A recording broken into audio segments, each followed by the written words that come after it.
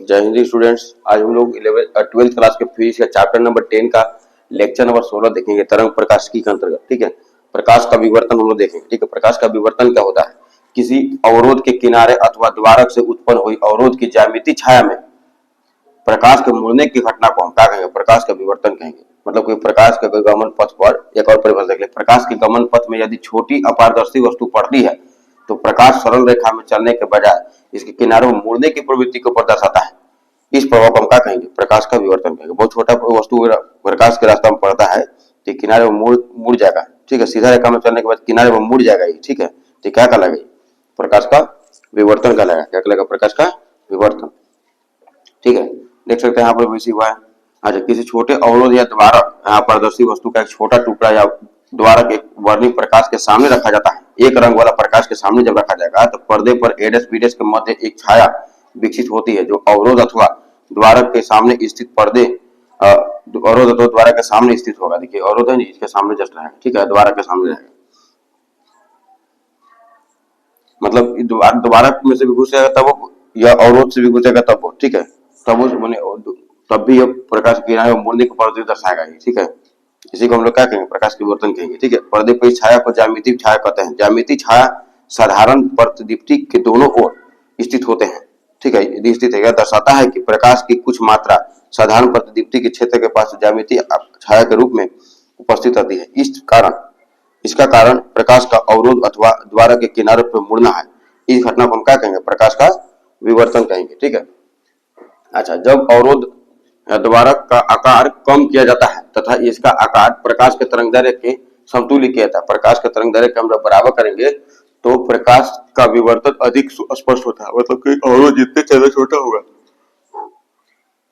अवरोध जितना ही ज्यादा छोटा होगा, विवर्तन उतना ही अधिक स्पष्ट होगा। ठीक है, अगर इसके प्रकाश के तरंगदैर्घ्य के बराबर कर देंगे तो सबसे स्पष्ट वहां पर तरंगदैर्घ्य हमको दिखाई देगा, सबसे स्पष्ट विवर्तन वहां पर दिखाई देगा। ठीक है, इस प्रकार तरंगों के स्पष्ट विवर्तन के लिए अवरोध या द्वारक का आकार तरंग के तरंगदैर्घ्य की कोटि का होना चाहिए। ठीक है, वह न्यूनतम दूरी जहां से प्रेक्षक लेमडा तरंगदैर्घ्य के प्रकाश तथा डी आकार के अवरोध से प्रकाश का विवर्तन देख सकता है।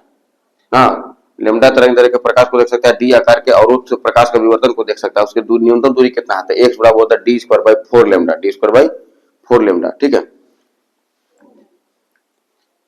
अच्छा, दूरी पूछ रहा है कि कितना दूर सब देख सकते हैं और स्पष्ट देख सकते हैं वहां पर विवर्तन को। तो डी आकार का वस्तु है और लेमडा उसका तरंगदैर्घ्य है, तब एक्स इक्वल टू न्यूनतम दूरी डी स्क्वायर बाई 4 लेमडा है। इस प्रकार विवर्तन अत्यधिक बड़े अवरोधों द्वारा भी उत्पन्न किया जा सकता है, परंतु उन्हें केवल अवरोध से अत्यधिक दूरी पर प्रेक्षित किया जा सकता है। परंतु उसको अवरोध से अत्यधिक दूरी पर देख सकते हैं। विवर्तन के प्रकार क्या हुआ है? आप यहाँ से अत्यधिक बड़ा अवरोध से भी उत्पन्न कर सकते हैं, लेकिन उसको बहुत दूर से ही उसको देखा जा सकता है विवर्तन की घटना को। ठीक है, अच्छा, विवर्तन दो प्रकार का कौन कौन है? पहला फ्रेनेल विवर्तन, दूसरा है फ्रॉनहोफर विवर्तन। इससे संबंधित पूछता है कि फ्रेनेल विवर्तन क्या है, फ्रॉनहोफर विवर्तन क्या है, डेफिनेशन लिखने के लिए कहता है। ठीक है,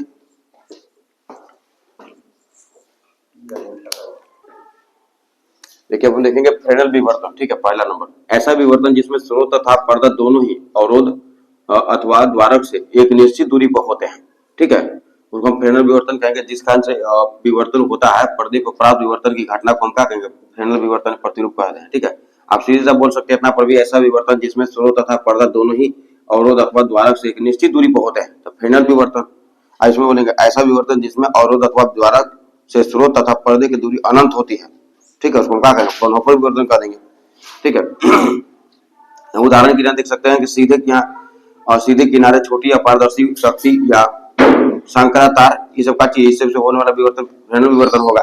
ठीक है, अब फ्रॉनहोफर विवर्तन के लिए जिस कारण से विवर्तन की घटना प्राप्त होती है, इस घटना को हम क्या कहेंगे? अनंत दूरी पर ऐसे स्रोत से प्राप्त प्रकाश को विवर्तन के पश्चात उत्तल लेंस का प्रयोग करते हुए पर्दे पर केंद्रित करते हैं।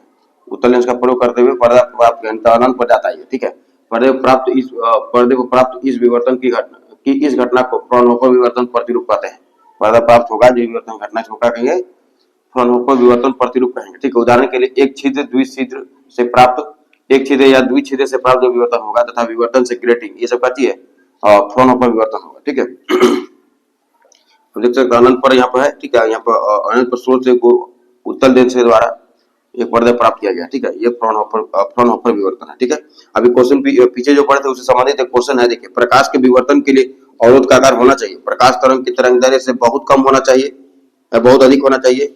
अभी मैं कहा प्रकाश के तरंग दैर्ध्य से बहुत कम होना चाहिए, प्रकाश तरंग दैर्ध्य की कोटि का होना चाहिए। तो बताते हैं कि जैसे जैसे छोटा होता है तो स्पष्ट प्राप्त होते जाता है। अब एक निश्चित सीमा आ जाएगा, जैसे कि प्रकाश के तरंग दैर्ध्य के बराबर हो जाएगा तो एकदम स्पष्ट प्राप्त होगा विवर्तन, ठीक है। तो तरंग दैर्ध्य की कोटि का होना चाहिए ना, ऑप्शन नंबर सी होगा, ठीक है। नहीं तो छोटा होना चाहिए, नहीं बड़ा होना चाहिए, ठीक है।